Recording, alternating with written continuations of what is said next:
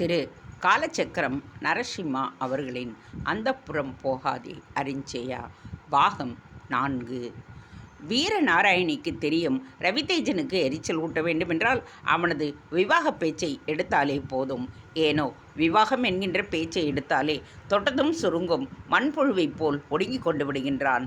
தன் மகள் ரவிதேஜனின் விவாக பேச்சுக்கு தளம் அமைத்து கொடுக்க ராமதேவன் உடனே அதை உடும்பாக பற்றி கொண்டான். ஆமாம் சுவாமி, ரவிதேஜனுக்கும் விவாக பருவம் வந்துவிட்டது. ஏதோ முனைப்பாடியை காப்பதற்கு மட்டுமே தான் அவதரிப்பது போல் ஒரு பேச்சு. எத்தனையோ அரசகுமாரிகள் இவனுக்காக வரிசையில் காத்து நிற்கின்றனர். ஒப்புக்கொள்ள மறுக்கின்றான். நீராவது சொல்லி பாருமே, ஒருவேளை அறிவுரைக்கு மதிப்பு தருகின்றானா என்று பார்ப்போம். ராமதேவனின் குரலில் ஒரு சலிப்பும் ஆதங்கமும் ஒருங்கே ஒலித்தன. பேட்ராயர் சுவாமி ரவிதேஜனை நோக்கினார். ஒரு இளவரசனுக்குரிய அத்தனை லட்சணங்களையும் கொண்டிருந்தான் ரவிதேஜன். சாந்தம் தவழும் முகம், சிவந்த முகத்தில் கரிய கொடுவாள் மீசை, விசாலமான கண்களில் கரை புரண்டு ஓடும் வீரமும் துணிச்சலும் அகன்ற தோள்களும் புஜபலமும் அமைந்திருந்தும் தன் கம்பீரமான ஆடைகளினால் அவற்றை மறைத்திருந்தான். அவ்வப்பொழுது காற்றிலே அலைமோதி கொண்டிருந்த தலைமுடியை சிலுப்பியபடியே தனது இடக்கையினால் அதை கோதிவிட்டு கொண்டிருந்தான். எந்த பெண்ணும் அவனை பார்த்த நொடிப்பொழுதில் அவனை மனம் செய்து கொள்ள தனது சம்மதத்தை தந்துவிடுவாள். ஆனால் ரவிதேஜன் தான் ஏனோ இதுகாரும் திருமணத்திற்கு தனது இசைவினை தர மறுக்கின்றான். ரவிதேஜா, உரிய காலங்களில் நம் கடமைகளை ஆற்ற வேண்டும். உன் அண்ணனுக்கு ஆண் வாரிசு இல்லை என்கின்ற பொழுது நீதானே முனைப்பாடியின் வாரிசு. இதோ பார், நமது முனைப்பாடி மன்னர்களின் வாழ்க்கை சரித்திர தொகுப்பு. இந்த தொகுப்பிற்கு மேலும் சுவடிகளை இணைத்து இதன் அடுத்த பகுதியினை தயார் செய்ய வேண்டுமல்லவா? நீ மனம் செய்து கொண்டே தீர வேண்டும். பேட்ராயர் ரவிதேஜனிடம் கூற அவன் பணிவுடன் அவரை பார்த்தான். சுவாமி, எனது வீரத்தால் முனைப்பாடை சரித்திரத்தின் அடுத்த பகுதிகளை நிரப்புகின்றேன். அது போதாதா? விவாகம் செய்து கொண்டு வாரிசனை பெற்றான் ரவிதேஜன் என்னும் வரிசையை காட்டிலும் முனைப்பாடி நாட்டை கமாலிகரம் செய்ய துடிக்கும் சோழ நாட்டு படைகளை ஓட ஓட விரட்டினான் ரவிதேஜன் என்கின்ற வரி தங்கள் சரித்திரத்தின் தொகுப்பில் இடம்பெறுவதையே நான் விரும்புகின்றேன், ரவிதேஜன் கூறினான். ஆம், சோநாட்டு படைகளை விரட்டியடித்துவிட்டு தன் தேகத்தில் இருக்கும் வீரத்தழும்புகளை எண்ணிக்கொண்டிருந்தான் ரவிதேஜன். அதனால் அவனுக்கு திருமணம் செய்து கொள்ள அவகாசமில்லை. அவன் காலத்திற்கு பிறகு கத்தியின்றி யுத்தமும் இன்றி சோழ நாடு முனைப்பாடியை தன்னுடன் இணைத்து கொண்டு விட்டது என்று பதிவு செய்து விடுங்கள் ராஜகுருவே. வீரநாராயணி கேலியுடன் கூற சற்றே அயர்ந்து போன ரவிதேஜன் அவளையே யோசனையுடன் நோக்கினான். நன்றாக சொன்னாய் நாராயணி. முனைப்பாடி போரில் சோழ நாடை வெல்ல வேண்டுமா என்ன? இன்னும் சிறிது காலம் அமைதியாக இருந்து விட்டாலே போரும். தன்னால் நம் நாடு அவர்களுடன் இணைந்துவிடும். ராமதேவனின் குரலில் ஒலித்தது. கேலியா கவலையா என்று புரியாமல் ரவிதேஜன் திகைத்து போய் நின்றான். அவனால் இந்த குற்றச்சாட்டுகளுக்கு பதில் தர முடியவில்லை. மன்னா, ரவிதேஜன் தன் பொறுப்பினை உணர்ந்தவன். அவனிடம் தேசபக்தி அதீதமாக உள்ளது. அதனாலேயே விவாகத்தை வெறுக்கின்றான்.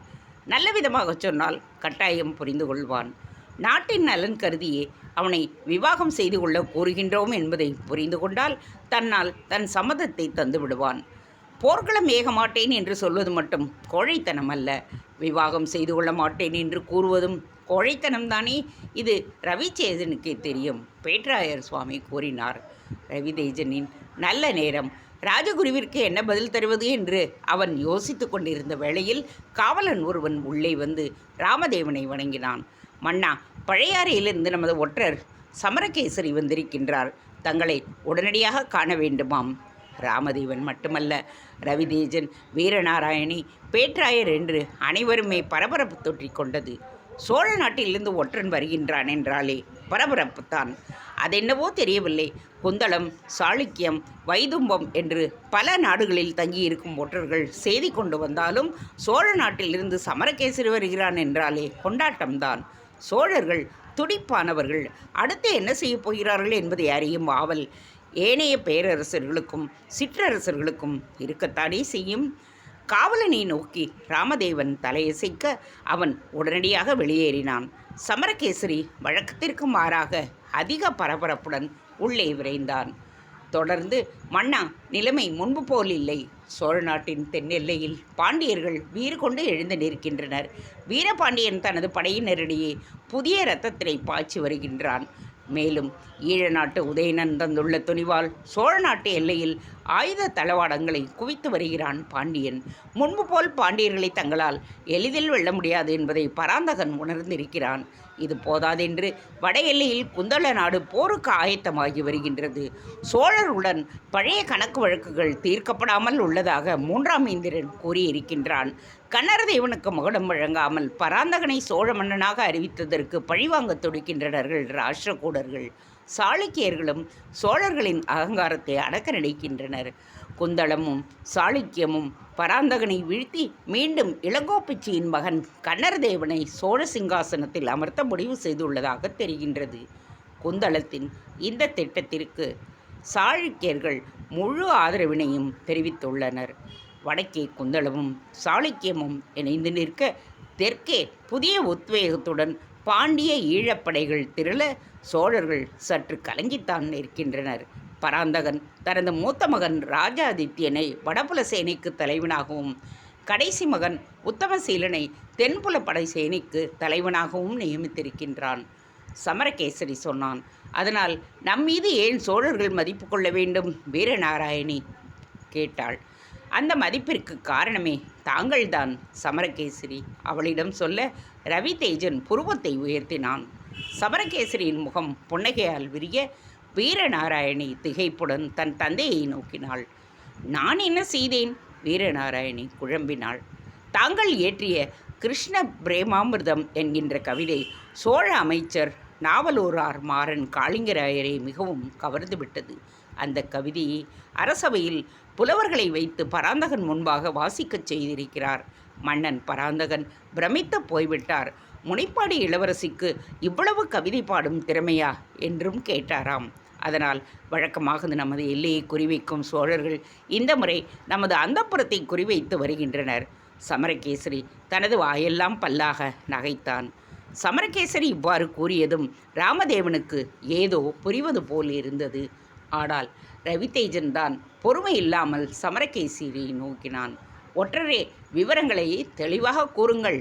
பேச்சில் ரசம் தெரிக்க வேண்டும் என்று விவரங்களை கூறாமல் சுற்றி வளைத்து பேச வேண்டாம். மன்னிக்கவும் இளவரசி. சமரகேசரி தன் தவற்றை உணர்ந்தான். சோழ அரண்மனையில் விவாக பேச்சுகள் அடிபடுகின்றன.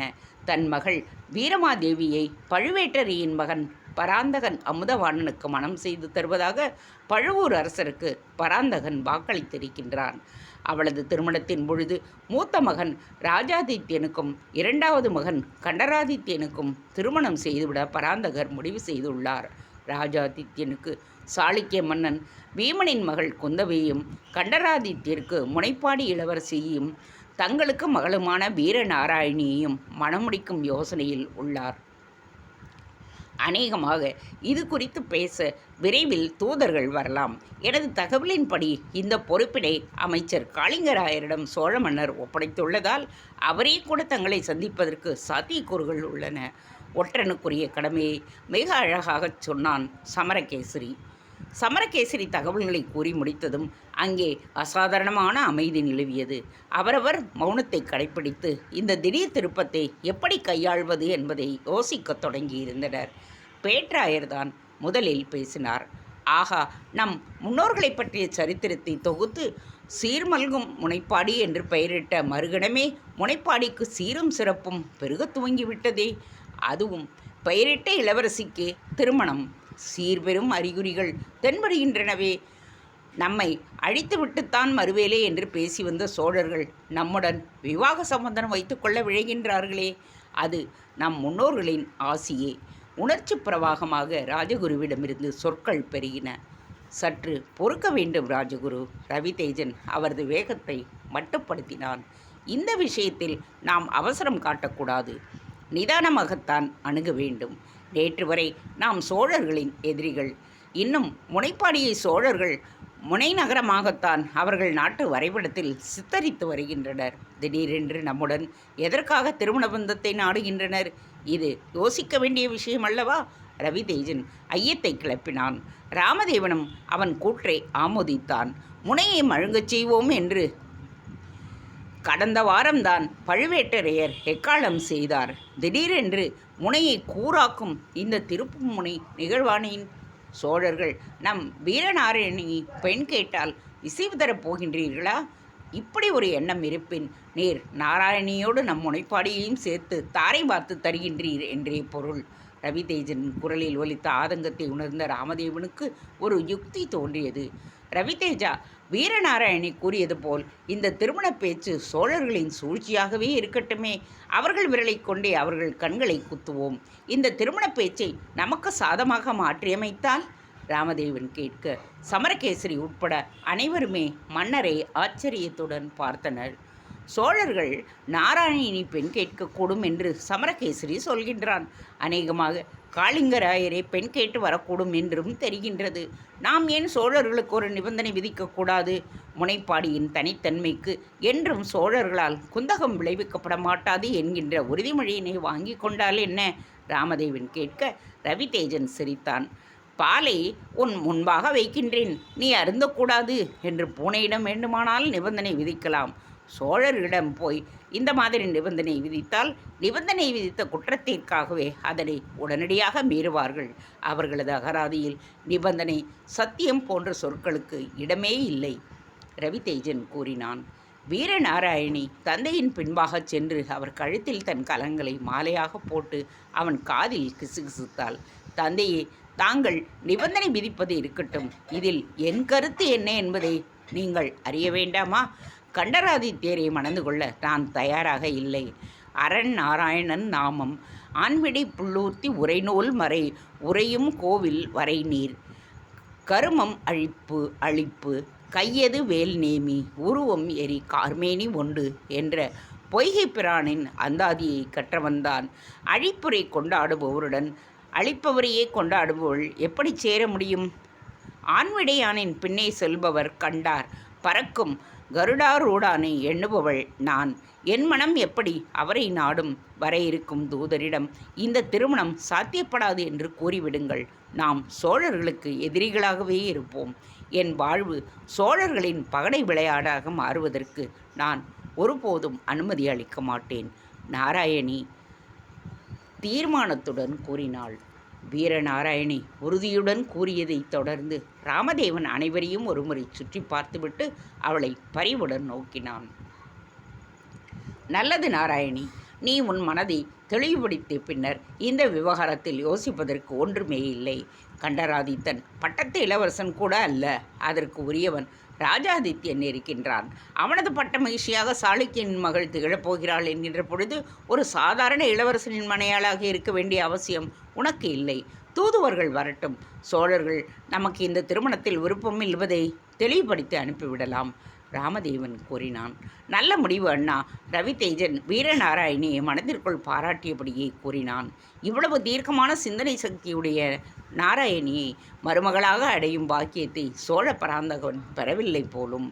அரசே, ராஜகுரு பேட்ராயர் தயக்கத்துடன் குரல் எழுப்பினார். தாங்கள் இது குறித்து ஏதோ சொல்ல விழைகின்றீரா? மன்னன் கேட்க அனைவரது பார்வையும் ராஜகுருவின் மீது படர்ந்தது. அரசே, அரண்மனை ராஜகுரு என்று நீர் என்னை நியமித்துவிட்ட பிறகு அதற்கான கடமைகளை நான் செய்யத்தானே வேண்டும். உமது அனுமதி இல்லாமல் நான் நம் இளவரசியின் ஜாதகத்தை, ஏற்ற இளவரசரின் ஜாதகத்தை தேடினேன். பல்வேறு நாடுகளைச் சேர்ந்த இளவரசர்களின் ஜாதகங்களை தருவித்தேன். சோழ இளவரசர்களின் ஜாதகங்களும் என் வசம் உள்ளன. அவர்களின் ஜாதகங்களையும் ஆராய்ந்து பார்த்தேன். நம் இளவரசியாரின் ஜாதகத்திற்கும் கண்டராதித்யன் ஜாதகத்திற்கும் பொருத்தம் பார்த்தேன்.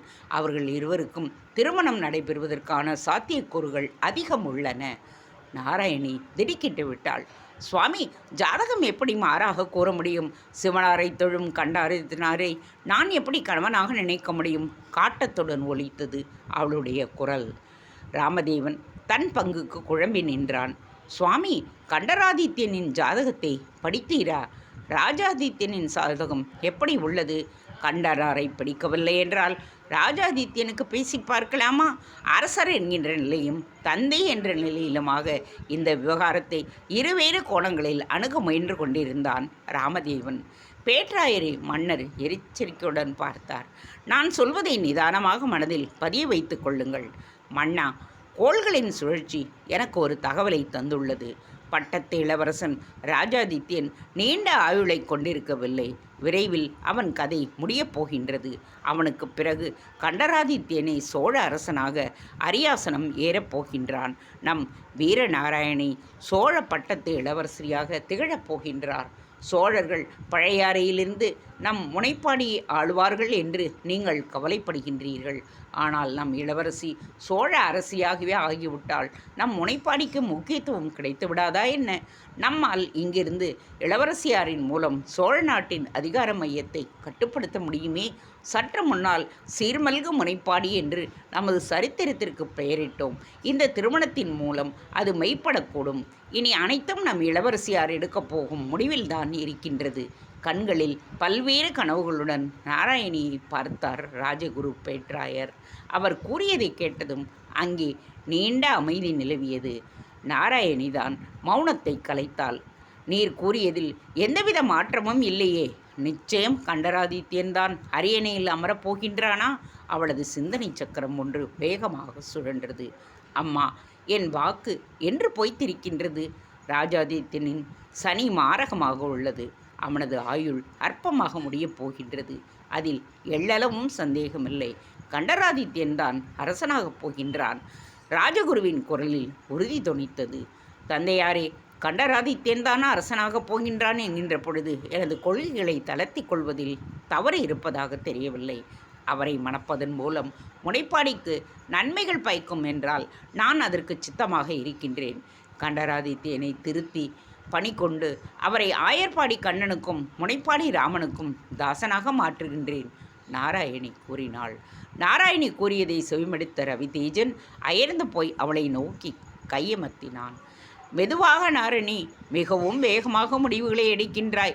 நீ அறிவிக்கும் ஒரு முடிவை நாங்கள் யோசித்து பார்ப்பதற்குள் அடுத்த முடிவையும் அறிவித்து விடுகின்றாய். நமது நாட்டில் பாயும் கெடில ஆற்றின் தெளிவை மனதிலும் கருடனின் வேகத்தை முடிவுகள் எடுப்பதிலும் காட்டுகின்றாய். உன் தந்தை உனது வேகத்திற்கு ஈடு கொடுக்க முடியாமல் திணறுவதைப்பார். ரவிதேஜன் கூற ராமதேவன் உட்பட அனைவருமே சிரித்து விட்டனர். ரவிதேஜா, நீ கூறியது வாஸ்தவம்தான். உண்மையில் என்னை விட நாரணி முனைப்பாடி அரியணையில் அமரும் தகுதியை கொண்டவள்தான். அவளது திறமைக்கு சோழ சக்கரவர்த்தினியாக திகழப்போவதில் ஆச்சரியம் என்ன இருக்க முடியும்? ராஜகுருவே, நீர் நம் சரித்திரத்தை தொகுத்த வேளை எல்லாம் நல்லபடியாகவே நடக்கின்றது. திருமணம் பேச காளிங்கராயர் வந்தால் நான் நமது சம்மதத்தை தந்துவிடட்டுமா? ரவிதேஜா, உனக்கு இதில் மாறுபட்ட கருத்து உள்ளதா? ராமதேவன் கேட்டான். என்ன இருந்தாலும் தனக்கு பின் முனைப்பாடி அரியணையில் அவன்தானே அமரப்போகின்றான். ரவிதேஜன் நாரனை பணிவுடன் பார்த்தான். அண்ணா, சோழர்கள் நம்மிடம் திருமண உறவு வைத்துக் கொள்ள வேண்டும் என்று விரும்புவதே நமக்கு கிடைத்த முதல் வெற்றிதானே.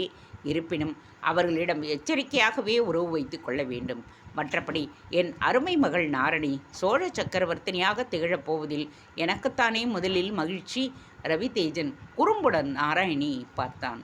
யாம் பெரும் இன்பத்தை எனது சிறிய தந்தையாரும் பெறட்டும் தந்தையே. நமது ரவிதேஜருக்கும் நல்ல பெண்ணாக பார்த்து கால்கட்டு போட்டு விடுங்கள். நாரணி சிரித்தாள்.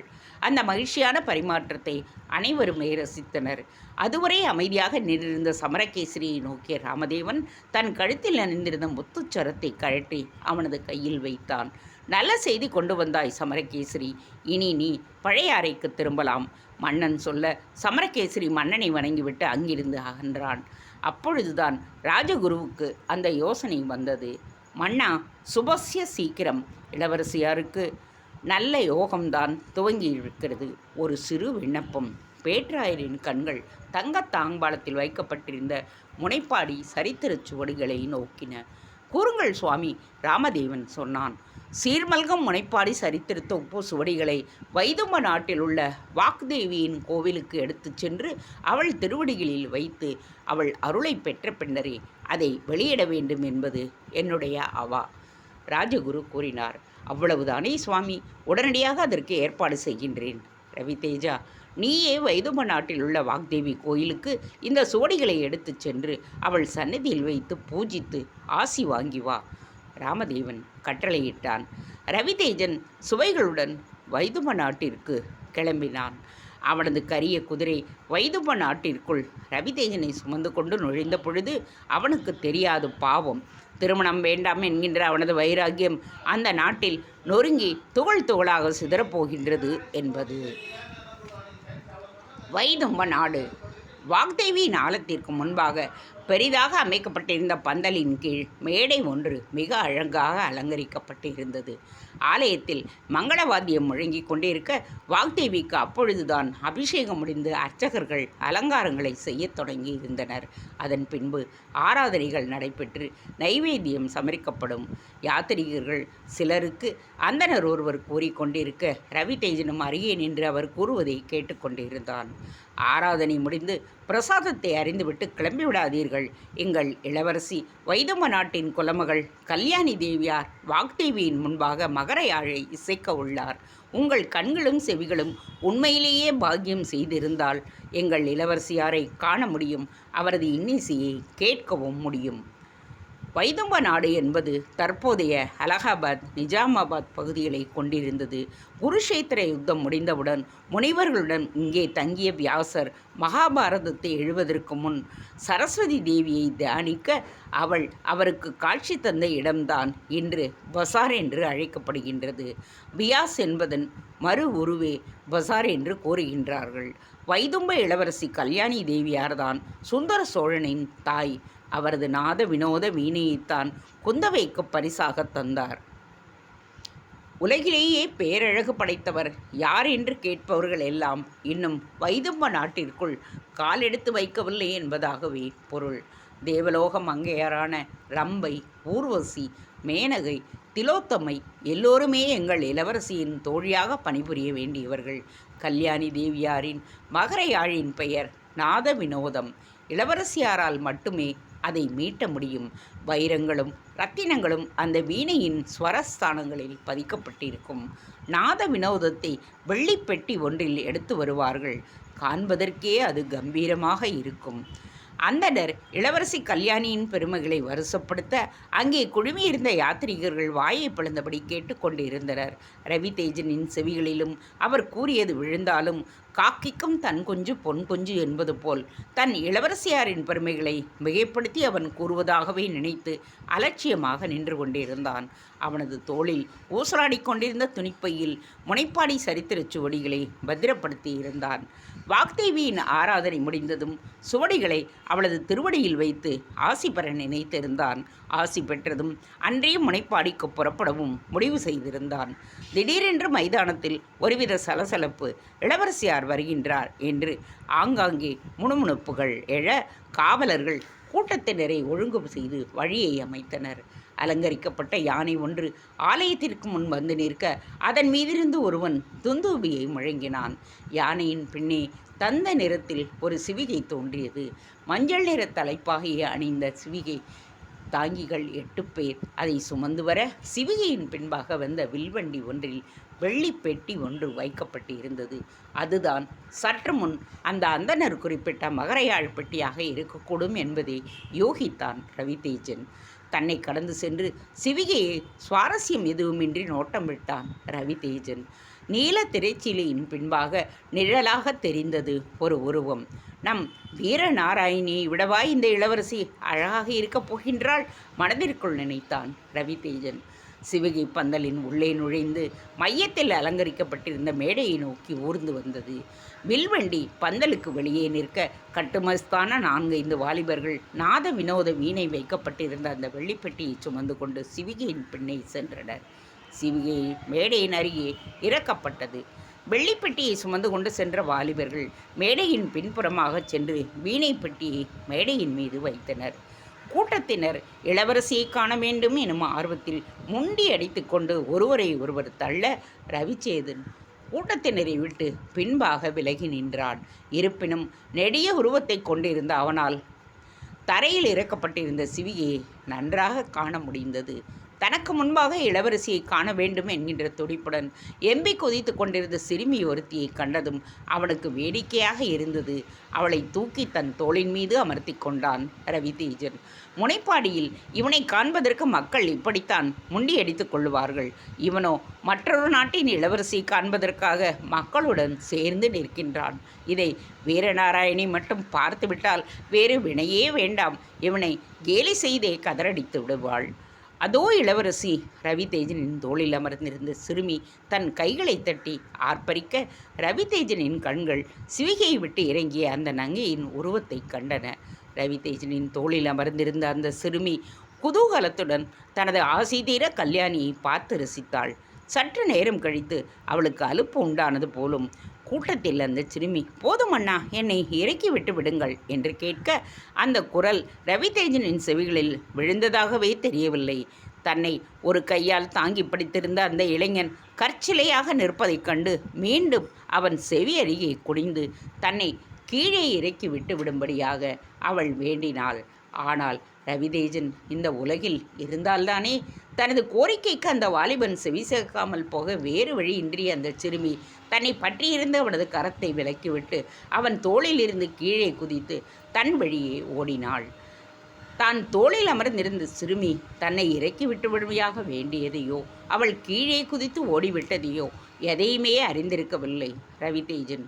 இன்னும் தான் அந்த சிறுமியை தாங்கி சுமந்திருப்பதாகவே எண்ணிக்கொண்டு தனது இடது கையினால் தன் இடத்தோளினை பற்றி கொண்டிருந்தான். சிவிகையிலிருந்து இறங்கி மேடையின் மீது ஏறி நின்று கூடியிருந்த மக்கள் கூட்டத்தினரை நோக்கி கையசித்து கொண்டிருந்த கல்யாணியின் மீதே அவனுடைய கண்கள் நிலைக்குத்தி நின்றன. அழகு என்று தம்மை பற்றி ரவிதேஜன் ஒருவித தாழ்மையான கருத்தை கொண்டிருந்தான். வீரம் என்பதையே கண்கூடாக காண முடியும். ஆனால் இயல்பான ஒன்றை கற்பனை திறன் மிக்கவர்கள் இதுதான் அழகு என்று கூறுவதாலேயே அங்கே அழகு தோற்றுவிக்கத்தான் படுகின்றது. சூரியோதயம் என்பது சாதாரண மக்களுக்கு இயல்பாக நடைபெறும் ஒரு இயற்கையின் நிகழ்வு. அதில் அழகை புகுத்தியவர்கள் கவிஞர்களும் இலக்கியவாதிகளும் தான். முனைப்பாடி நாட்டில் நுரையை சுழித்து கொண்டு ஓடும் கெடில நதியை அவன் கண்டிருக்கின்றான். ஒரு ஆற்றின் பாய்ச்சலாகவே அது அவனுக்கு தெரிந்ததை தவிர வீரநாராயணி கெடில நதியின் அழகை பற்றி கவிதை புனைந்து அவனிடம் காட்டிய பொழுது ரவிதேஜன் அதை அதீத கற்பனையாகவே உணர்ந்தான். அண்ணன் ராமதேவனின் குடும்பத்துடன் ஒருமுறை முனைப்பாடி எல்லையில் உள்ள காட்டில் வனபோஜனம் கொண்டாடிய பொழுது மழை மேகங்கள் திரள அதை கண்ட மயில் ஒன்று தன் தொகையை விரித்து ஆடியது. தேஜரே, பாருங்கள், அந்த மயில் எவ்வளவு அழகாக நடனமாடுகின்றது என்று நாராயணி மெய்மறந்து ரசிக்க இடக்காக பதில் கொடுத்திருந்தான் ரவிதேஜன். தோகையை விரிப்பது மயில்களின் இயல்புதானே, அதில் என்ன அழகை கண்டுவிட்டாய்? இது அசைந்து ஆடுவதை ஏன் நடனம் என்று வர்ணிக்கின்றாய்? உண்மையில் அந்த மயில் தான் நடனம் ஆடுவதாகவா நினைக்கின்றது? அழகு என்பதெல்லாம் வெறும் மாயைதான். ரவிதேஜன் அவளிடம் கூற நாராயணிக்கு கோபம் வந்துவிட்டது. அழகு மாயையா?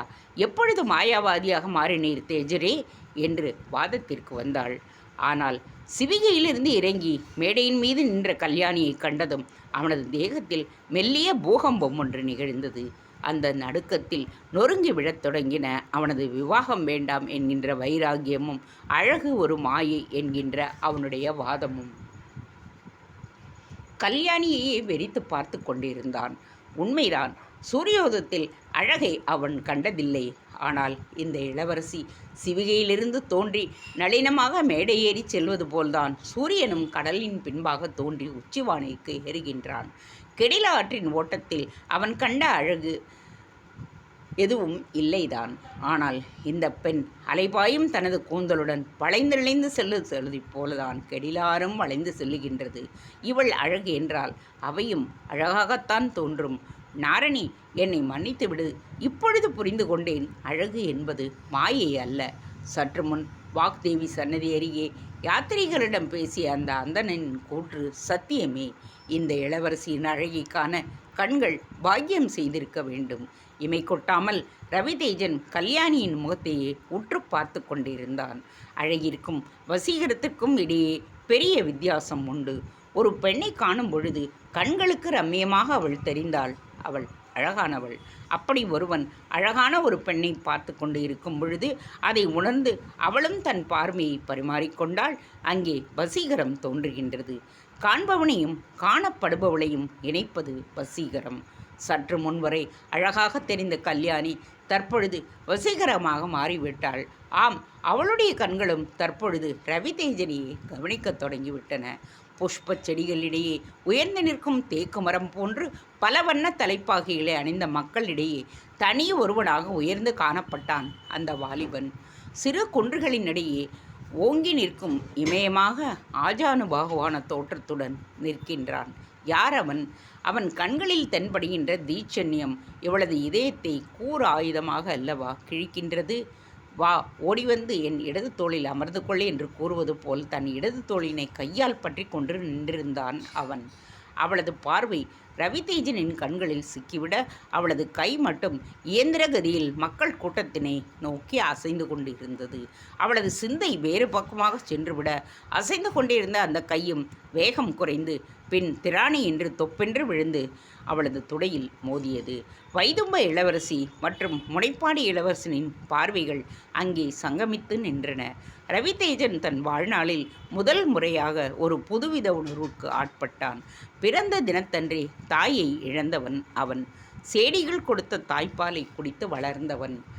அண்ணி ஹேமாம்பாவின் அரவணைப்பில் வளர்ந்திருந்தாலும் மைத்துனன் என்ற மரியாதை உணர்வு ஒருவித எல்லையை வகுத்து விட்டிருந்தது. அண்ணன் மகள் நாரணி சகோதரி என்கின்ற பாச உணர்வை தோற்றுவித்திருந்தாலும் அண்ணனின் குடும்பம் வேறு, தான் ஒரு தனிவரம் என்கின்ற எண்ணம் எப்பொழுதுவாவது அவனுக்கு எழும். எனவேதான் பெரும்பாலான நேரங்களில் போர்க்களத்திலும் போர் நிகழாத சமயங்களில் வாழ்பயிற்சி மற்றும் மற்போர் கூடங்களிலுமே காலத்தை கழித்து வந்தவன். நாராயணியை தவிர வேறு பெண்களுடன் அவன் பழகியதில்லை. மேடை மீது நின்றிருந்த இளவரசி தன்னை நோக்குவதைக் கண்டதும் இவனுக்குள் பரமானந்தம் பரவுவதை உணர்ந்தான். யாரோ முன்பின் பார்த்திராத ஒரு பெண் தன்னை நோக்குவதை அறிந்ததும் எதனால் இந்த உற்சாகம் ஏற்படுகின்றது ரவிதேஜனுக்கு புரியவில்லை. அதே சமயம் அவனும் அவளது முகத்தில் இருந்து பார்வையை நீக்கவில்லை. இவ்வளவு சௌந்தரியத்துடன் ஒரு பெண் திகழ முடியுமா என்ன? அழகு என்பது மாயையே என்று இதுகாரம் நினைத்திருந்த அவனால் கல்யாணியின் அழகை ரசிப்பதற்கோ வர்ணிப்பதற்கோ எப்படி முடியும்? போர்க்களத்தில் எதிரிகள் விடும் அம்போ அல்லது வாழ்போரின் போது எதிரியின் வாழ்முனையோ இவனது தேகத்தை கிழித்து இவனையும் அறியாமல் காயங்கள் ஏற்பட்டு அதில் குருதி பிசுபிசுத்து கொண்டிருக்கும். போரில் வெற்றி பெற்ற பிறகே காயங்களில் குருதி பெருகுவதை ரவிதேஜன் உணர்வான். கல்யாணியை கண்ட மாத்திரத்தில் அவனது இதயத்தில் ஒருவித திரவம் பிசுபிசுத்து கொண்டிருந்தது. அதை அவன் குருதி என்றுதான் நினைக்கச் செய்தான். அவனுக்கு எங்கே புரியப் போகின்றது அதன் பெயர்தான் பிரேமம் என்று. ரவிதேஜன் தன் இதயத்தில் ஒருவித வலியை உணர்ந்து வலக்கையினால் மார்பினை அழித்து கொண்டான். அவனை விழிகளால் விழுங்கிக் கொண்டிருந்த கல்யாணியும் தனது இதயத்தில் அதே வலியை உணர்ந்தாள். அவளது தந்தை விக்ரம வைதும்பராயன் அரசவைக்கு முக்திநாத கஷேத்திரத்தில் இருந்து ஒரு துறவி வந்திருந்தார். மன்னனுக்கு சாலக்கிராமம் எனும் தெய்வீக கற்களை அளித்த துறவி அந்த கற்களின் பெருமையை பற்றி கூறியிருந்தார். கண்டகி நதியில் புதைந்து கிடக்கும் கற்களை திருமால் ஒரு பூச்சியின் வடிவில் துளைத்து அவற்றினுள் வாசம் செய்வாராம். அந்த கற்களே சாலக்கிராமங்களாக ஆகி ஆராதிக்கப்படுகின்றனவாம். உத்தம வைதும்பராயரிடம் துறவி அந்த கற்களின் மகத்துவத்தை பற்றி விளக்கி கொண்டிருந்த பொழுது கல்யாணியும் அங்கேதான் அமர்ந்திருந்தாள். அவர் கூறுவதையும் கேட்டுக்கொண்டிருந்தாள். தற்பொழுது எதிரே உயர்ந்து நின்ற அந்த கட்டழகன் பூச்சி வடிவ திருமாலை போன்று அவளது இதயத்தை துளைத்து அதில் வாசம் செய்ய தொடங்கிவிட்டிருந்தான். இவள் பந்தல் மேடையில் நின்று கொண்டிருந்தாலும் அவளை நேராக பார்க்கக்கூடிய உயரத்தை கொண்டிருந்தான் அவன். அவனது முகத்தில் ராஜகலை தாண்டவமாடியது. என்ன இது? வாக்தேவியின் முன்பாக வீணை மீட்ட வந்த இடத்தில் இப்படி மனதை அலைப்பாய விடுகின்றேனே. தன்னையே நொந்து கொண்டாள் கல்யாணி. அந்த வாலிபன் தனது இசை வீணை காத்திருந்து கேட்பானா அல்லது புறப்பட்டு சென்று விடுவானோ? அவளது இதயம் திடீரென்று இந்த கேள்வியை எழுப்ப மீண்டும் அவள் மனம் அலைப்பாய தொடங்கியது. ஐயோ, என்ன இது? கிளம்பி சென்று விட்டால்தான் என்ன? என் மனதில் ஏன் சோகம் பீரிடுகின்றது? ஒருவேளை இதய வீணையினை இசைத்து கேட்டு கழித்து இருந்தால் இப்பொழுது என் உள்ளத்தில் ஏன் உற்சாகம் பீரிடுகின்றது? எவனோ ஒரு அந்நியன் அவனை ஏன் எனது எண்ணங்கள் சுற்றி சுற்றி வருகின்றன? மீண்டும் அவளையும் அறியாமல் கண்கள் அவன் நின்ற பக்கமாக நோட்டம் விட்டன. சுற்றி நின்ற மக்களின் கூட்டத்தில் இடையே கல்யாணியால் அவனது மார்பு பகுதி வரைவை பார்க்க முடிந்தது. சற்றே விலகுங்கள் மக்களே, நான் அந்த பேரழகனின் முழு உருவத்தையும் காண வேண்டும். கட்டளையிடத் துடித்த நாவினை அடக்கிக் கொண்டாள் கல்யாணி. சிவந்த முகம், மேடான நெற்றி, துவாரங்களை வெளிக்காட்டாத தீர்மையான நாசி, சதைப்பற்றுள்ள கன்னங்கள் அவனது வீரத்திற்கும் பராக்கிரமத்திற்கும் அடையாளமாக பட்டாம்பூச்சி போன்று அதரங்களின் மீது படர்ந்திருக்கும் அடர்த்தியான மீசை, தடித்த உதடுகள், உறுதியான தோள்களிடையே யார் வலியவன் என்று தர்க்கம் ஏற்பட்டுவிடக்கூடாது என்று நடுவே அரணமைத்திருக்கும் நேர்த்தியான கழுத்து, நெல்லிக்கனி ஒன்று தொண்டையில் சிக்கியிருப்பது போல் புடைத்து நிற்கும் குரல் வளை. நீ நிற்கும் மேடையை காட்டிலும் என் மார்பு உறுதியானது, என் மார்பில் அமர்ந்து உனது வீணையை மீட்டு என்று கூறுவது போல் விஸ்தாரமான மார்பு. கல்யாணி மெய்மறந்துதான் போய்விட்டிருந்தாள். இருவரின் பார்வைகளும் சங்கமித்திருக்க வாக்தேவிக்கு அலங்காரத்தை சாட்டி முடித்த அர்ச்சகர்கள் சந்நிதி கதவுகளை திறக்க அந்த கதவுகளில் பூட்டப்பட்டிருந்த சின்னஞ்சிறு மணிகள் கிண்கிணி நாதத்தை எழுப்ப அந்த ஒலியை கேட்டு ரவிதேஜனும் கல்யாணியும் மீண்டும் உயிர் பெற்றனர். அப்பொழுது மேடையின் புன்புறமாக நின்றிருந்த வாக்தேவியின் கோவில் அதிகாரி தன் பெண் குழந்தையை கையில் மலர் மாலையுடன் மேடைக்கு ஏற்றினார். இளவரசிக்கு மாலை சூட்டு கௌரவிக்க தன் பெண் குழந்தையை அனுப்பினார் போலும். அவளுக்கு மாலையிட வேண்டும் என்கின்ற ஆவலில் அந்த சின்னஞ்சிறு சிறுமி விரைவாக ஓடிவர மேடையில் விழித்திருந்த கம்பளம் இடறி அருகே வளர்ந்து கொண்டிருந்த அந்த பஞ்சமுக விளக்கின் மீது விழுந்தது. இதனால் சரிந்த அந்த பஞ்சமுக விளக்கு ஓலைகளாலும் மூங்கில் கழிகளாலும் அமைக்கப்பட்டு பட்டு துணிகளால் அலங்கரிக்கப்பட்டிருந்த அந்த மேடையில் உருண்டது. அதன் தீபச்சுடரில் உடனடியாக மேடை தீப்பற்றி கொண்டது. தீ மளமளவென்று பரவத் துவங்க, நான் எரிந்து கொண்டிருக்கும் பொழுது நீ மட்டும் வாழாவிருப்பானேன் என்பது போல் எரிய துவங்கிய அந்த மேடை தீப்பொறிகளை உயரே வீச மேலே அமைக்கப்பட்டிருந்த பந்தலும் தீப்பற்றி கொண்டது. கீழே விழுந்திருந்த பெண் குழந்தையை தூக்கி நிறுத்தி அதை ஆசுவாசப்படுத்தி கொண்டிருந்த கல்யாணி தன்னை சுற்றி தீ பரவி கொண்டிருப்பதை கவனிக்க தவறினாள். கூட்டத்தினர் அலறியபடியே இங்கும் அங்கும் ஓடியதை கண்டவள்தான். குழந்தையை கைப்பற்றி கொண்டிருந்த கல்யாணி தன்னை சுற்றி தீ கொழுந்துவிட்டு எரிவதை கவனித்தாள். அண்ணாந்து நோக்கியவள் மேடையின் மீது அலங்கரிக்கப்பட்டிருந்த விதானமும் தீப்பற்றி எரிவதை கண்டாள். கலவரத்துடன் செய்வதறியாது நின்றாள். குரல் விட்டு கதறவும் தோன்றவில்லை. அந்த பெண் குழந்தை தீயின் ஜுவாலையைக் கண்டு பயந்து போய் கல்யாணியின் முழங்காலில் தன் முகத்தை புதைத்து கொண்டு அழத் துவங்கியது. மேடையை சுற்றி புகை மண்டலம் சூழ கல்யாணியை காப்பதற்காக வந்த காவலர்கள் மேடை இருக்கும் பக்கம் புரியாமல் புகை மண்டலத்தில் சிக்கி சுவாசத்தை விட இயலாமல் திணறினர். அந்த பெண் குழந்தையின் தகப்பன் எங்கேயோ நின்று கொண்டு தன் குழந்தையின் பெயரை சொல்லி கதறி அழுது கொண்டிருந்தான்.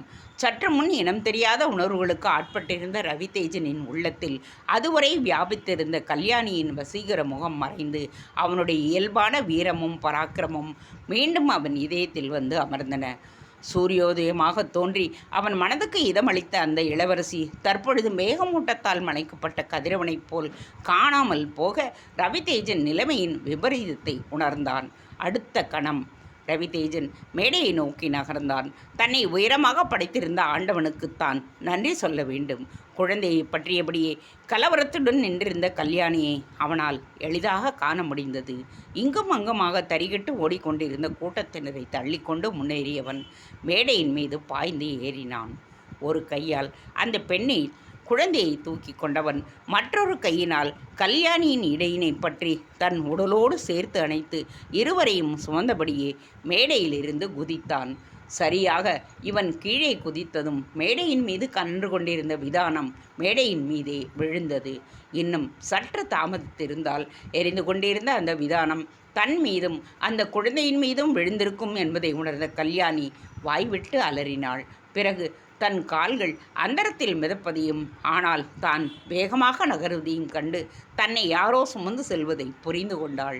பந்தல் முழுவதுமே தீப்பற்றி எரிந்து முற்றிலும் புகைமண்டலம் சூழ்ந்து விட்டதால் கல்யாணியால் தன்னை சுற்றி நடப்பதை காண முடியவில்லை. கண் எரிச்சலை தவிர்க்க கண்களை இறுக மூடி தன்னை சுமந்து கொண்டிருந்தவனின் தோளில் முகத்தை புதைத்து விட்டாள். சற்று முன்னர் தான் கண்டு சொக்கிப்போன அந்த தோளில்தான் முகம் புதைத்திருக்கின்றோம் என்பதை அவள் அறியவில்லை. கண் எரிச்சல் திடீரென்று குறைய தீயினால் அனலினால் ஏற்பட்ட தகிப்பும் குறைந்து தன் சுவாசம் சீராவதை உணர்ந்தாள் கல்யாணி. தன் நேத்திரங்களை அவள் திறக்க முற்படுவதற்குள் சில்லென்ற நீர் அவள் முகத்தில் தெளிக்கப்பட அதனால் முகத்தில் பரவிய குளிர்ச்சி இதத்தை தர சற்று நேரம் கண்களை மூடி அந்த சுகத்தை ரசித்தாள். பிறகு மெதுவாக தன் கண்களை திறந்தாள். அவளை பரிவுடனும் கவலையுடனும் குனிந்து கவனித்து கொண்டிருந்தது ஒரு முகம். சற்று முன்னர் இவளது உணர்வுகளை தூண்டி பாடாய்ப்படுத்தி இருந்த அந்த கட்டழகன்தான் இவளை கனிவுடன் பார்த்து கொண்டிருந்தான். அவனது பார்வையில் இப்பொழுது கூறாக கிழிக்கும் தீட்சண்யம் காணப்படவில்லை. மாறாக ஒருவித அக்கறையும் பதைப்பதைப்பும் தான் கண்டாள் கல்யாணி. பிறகுதான் அவனது துடையில் தனது தலையை வைத்து படுத்திருக்கின்றோம் என்பதை கண்டாள். இளவரசியான தான் ஒரு அந்நியனின் மடியில் தலை வைத்து படுத்திருப்பதை உணர்ந்து பதைப்பதைப்புடன் எழுந்து அமர்ந்தாள். என்ன பேசுகின்றோம் என்பதை அறியாமல் துடிதுடிப்புடன் ரவிதேஜனை பார்த்தாள். எழுந்து அமர்ந்தாள். ஐயோ, என் நாத வினோத வீணையை மேடையின் மீதே இருக்கின்றதே, எங்கள் வைதும்பர்களின் குடும்ப பொக்கிஷமாயிற்றே அந்த வீணை. கல்யாணி ஒரு பக்கம் கதற அந்த பெண் குழந்தையின் தந்தை மறுபுறம் அலறிக்கொண்டே ஓடி வந்து தன் குழந்தையை வாரி அணைத்து தூக்கி கொண்டான். ஐயா, என் குழந்தையை காப்பாற்றியதற்கு மிக்க நன்றி. ரவிதேஜனின் முன்பாக வழிமறித்து நன்றி கூற அவன் அந்த அதிகாரியை தள்ளி கொண்டு மீண்டும் எரிந்து கொண்டிருந்த பந்தலை நோக்கி ஓடி குபுகுபு என்று வெளிப்பட்ட புகைமண்டலத்துக்குள் நுழைந்து மறைந்து போனான். பிறகுதான் கல்யாணி தன் தவறினை உணர்ந்தாள். தன் உயிரை துச்சமென மதித்து இவளையும் அந்த குழந்தையையும் காப்பாற்றியிருந்த அந்த இளைஞனுக்கு நன்றி கூட கூறாமல் நாத வினோத வீணை பற்றி கூறி அவனை மீண்டும் எரியும் நெத்திக்குள் தள்ளிவிட்டு விட்டோமே, எவ்வளவு சுயநலம்! இளவரசிகளுக்கே உடன் பிரிந்த ஆணவமும் கல் நெஞ்சும் என்னிடமும் உள்ளன போலும் என்று எண்ணிய கல்யாணி அந்த வாலிபன் நல்லபடியாக வெளியே வர வேண்டுமே என்கின்ற பதைபதிப்போடு நின்று கொண்டிருந்தாள். தீ பந்தல் முழுவதையும் கபலீகரம் செய்ய வாக்தேவியின் சன்னதி அடைக்கப்பட்டு விட்டது. கோவிலைச் சேர்ந்தவர்கள் பாதுகாப்பான இடத்திற்கு சென்று விட்டனர். மக்கள் கூட்டம் அனைத்தும் பத்திரமாக வெளியேறிவிட்டது என்றும் உயிர் சேதம் ஒன்றும் ஏற்படவில்லை என்றும் சிலர் கூறிக்கொண்டிருக்க, ஐயோ இல்லை, எனது வீணையை எடுக்க ஒரு மாவீரன் உள்ளே சென்றிருக்கின்றான் என்று தனக்குள் புலம்பிக் கொண்டிருந்தாள் கல்யாணி. இளவரசி தனியாக நிற்பதைக் கண்டதும் காவலர்களும் சேடியரும் ஓடி வந்து அவளை சூழ்ந்து கொண்டனர். நல்ல வேளை இளவரசி, உங்களுக்கு ஆபத்து ஏற்படவில்லை, நாங்கள் எல்லாம் பதறிவிட்டோம். காவலரும் சேடிகளும் கூற அவர்கள் பேச்சையெல்லாம் அலட்சியம் செய்தபடியே எரிந்து கொண்டிருந்த பந்தலின் நுழைவாயிலேயே வெறித்து கொண்டிருந்தாள் கல்யாணி. காவல் படைத்தலைவன் விரைவாக அங்கே வந்தான். இளவரசி, தங்கள் சிவிகையில் தீ கருக்கிவிட்டது, தாங்கள் அரண்மனைக்கு ரதத்தில் திரும்பலாம் என்று கூற அவனை திரும்பி கூட பாராமல் ரவிதேஜனை பற்றி சிந்தித்து கொண்டிருந்தாள் கல்யாணி. திடீரென அக்னி குண்டத்திலிருந்து ஒரு கந்தர்வன் வெளிப்படுவது போல புகை மண்டலத்திலிருந்து வெளிப்பட்டான் ரவிதேஜன். வரும்பொழுது 4-5 வாலிபர்கள் சுமந்து கொண்ட அந்த வெள்ளிப்பெட்டியை அவன் மட்டுமே அனாயசமாக தோளினில் சுமந்து கொண்டு வந்தான்.